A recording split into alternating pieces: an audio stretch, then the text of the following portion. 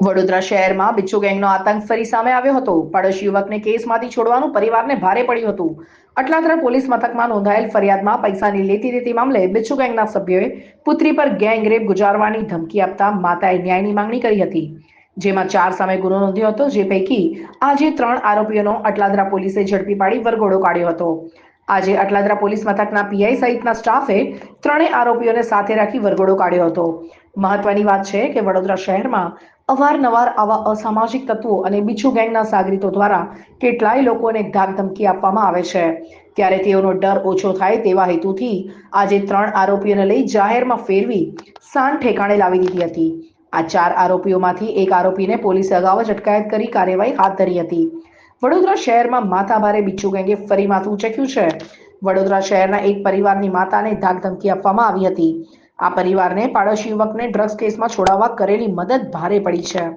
સમગ્ર મામલે માતા સૌપ્રથમ શહેર પોલીસ કમિશનરની કચેરી ખાતે પહોંચ્યા હતા, જ્યાં તેઓ તરફથી કાર્યવાહી કરવાનું આશ્વાસન મળતા આ મહિલા મોડી રાત્રે અટલાદરા પોલીસ મથક ખાતે પહોંચી હતી, જ્યાં પણ અટલાદરા પોલીસ મથકના પીઆઈએ આ મામલે કાર્યવાહી કરવા ખાતરી આપી હતી. મનમાં અને આપણા વડોદરા શહેરના પબ્લિકમાં ડર ઓછો થાય કે ભાઈ લુખ્ખા માણસોની પ્રત્યે પોલીસ ખૂબ જ કડક છે.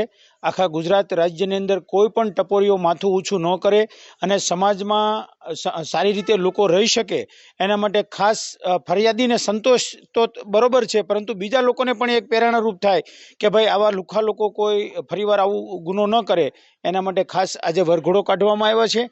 અને ખૂબ જ બીજી ફેરું આવી ભૂલ ન થાય અને બીજા પણ અસામાજિક તત્વો કોઈ માથું ઊંચું ન કરે એના માટે ખાસ ઉદાહરણરૂપ આપવામાં આવેલું છે આજે વડોદરા શહેર પોલીસ વતી. જો તમે આ વિડીયો ફેસબુક પર જોઈ રહ્યા છો તો લાઈક અને ફોલો કરો, અને યુટ્યુબ પર જોઈ રહ્યા છો તો અમારી ચેનલને સબસ્ક્રાઇબ કરો. સત્તરે.com આઝાદી સમાચારોની.